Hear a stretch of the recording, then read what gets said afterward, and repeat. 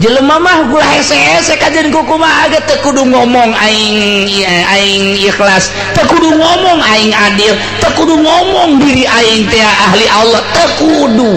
Lantaran secara gaib irung urang ngambean, secara gaib mata gaib urang neuleuh, secara gaib sungut urang bakal ngomong ngabaceo.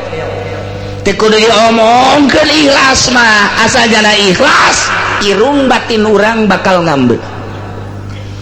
Nu mantak sengitan awak teh abe jelema dararaekeun ngadengekeun ilmu urang, tapi ternyata awak urang teu sengit bau mantana. Cek Tuan Syekh Abdul Qadir naon ieu nu ngabacinkeun ka awak sehingga ya ilmu tedahekeun didengekeun ku batur lantaran bau awak urang.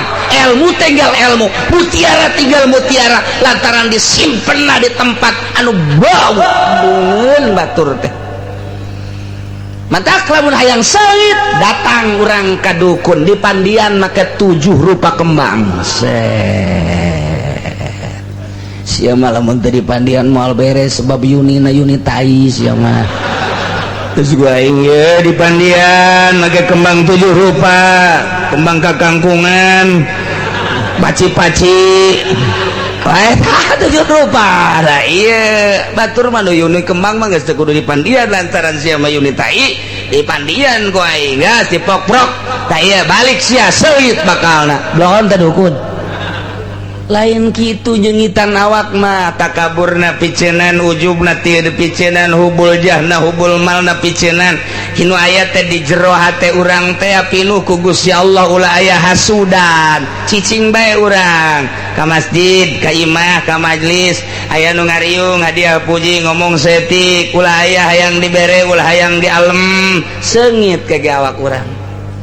Seungit ke masyarakat teh. Ulah ka mulai encana Kiai anu emang konon engke lah asa can sampurna ku Kiai anu mah seungit berarti teh. Neng geus terbaik Kiai anu cenah lah Kiai kos kitu yo supaya Golkar.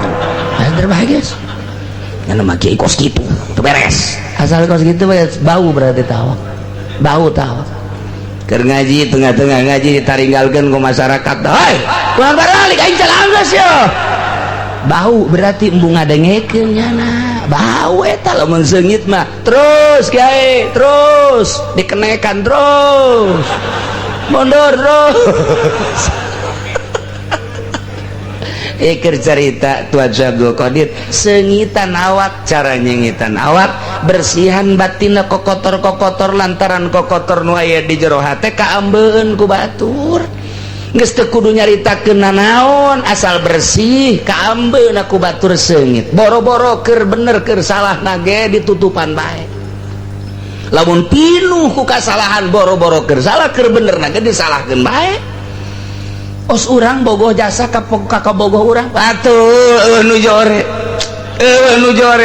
masyaallah matanya luar biasa sayup bulu matanya bentik luar padahal mah cocok di alam bae kunyana lantaran sejati di jero hate.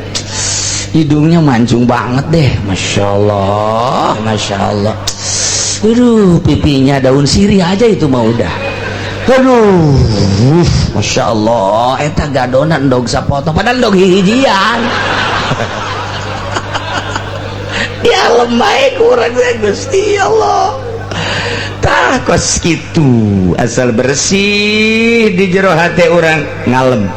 Urang cintana bersih keur carita cinta di alam bae ku urang carita ilmu Allah geus araya kabeh tinggal dibersihan batin bakal seungit teu kudu ngomong kos kitu mah engke ge seungit gak lauk neangan cai jak sireum neangan amis selalu kitu bae ada gula ada semut ada air, ada ikan, aya ikhlas pasti ngarambe jelema kajen kukumaha ge mararenta asal diikhlaskeun ulah aya nanaon bersihan batinna teu kudu umang omong-omongkeun batur bersihan batin nyesep engke lamun aya partai nu datang ka ieu mah wah aya penyakit sial ya tim sukses datang ka ieu mah ngajak ulah sok ngajak ka aing dek belajar bersih dek beres-beres ya ka aing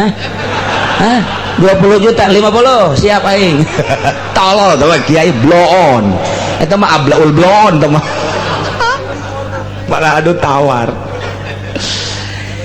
ya karim sejasa ya nah artinya kita kadorong nabi diberi mujizat sebagai dalil wali diberi karomah sebagai dalil nu matak diberi karomah teh bersih batinna ulama diberi maunah nu matak diberi kepercayaan ge ku Gusti Allah maunah eta teh sambarangan batinna bersih teu bisa main-main kos kitu teh bisa dipaksakeun kajeun ku kumaha ge nyana ngaku-ngaku aing kiai aing ustad jero batinna geuneuh eueuh pendorong sebagai dalil atuh hese bae kajeun ku kumaha ge nah iya kulo bodoh mah karomah pajar mujizat karonan mang sihir pajar karomah bodoh ngaranna ge medak Musailamah kadzab pesihir anu luar biasa aswad pesihir nu luar biasa atuh nu nuturkeun anu teh jauh ka hitut bau cak cenah hitut teh seungit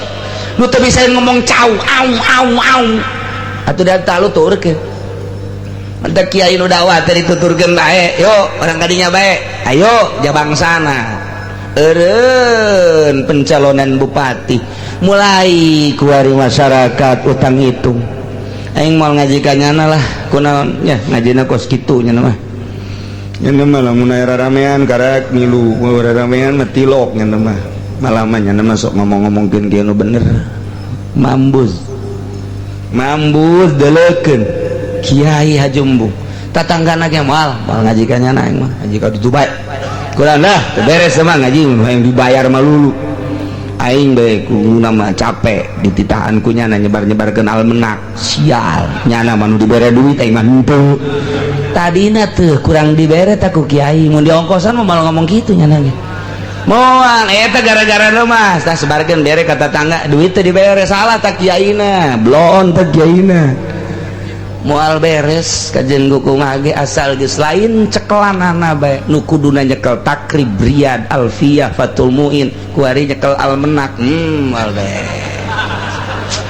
moal beres kajen ku kumaha ge tatanggana ge moal dekeun ngaji kajen kumaha ge sebab akur jeung nyana teu walau tara kunaon jadi kadinya dinya nya walau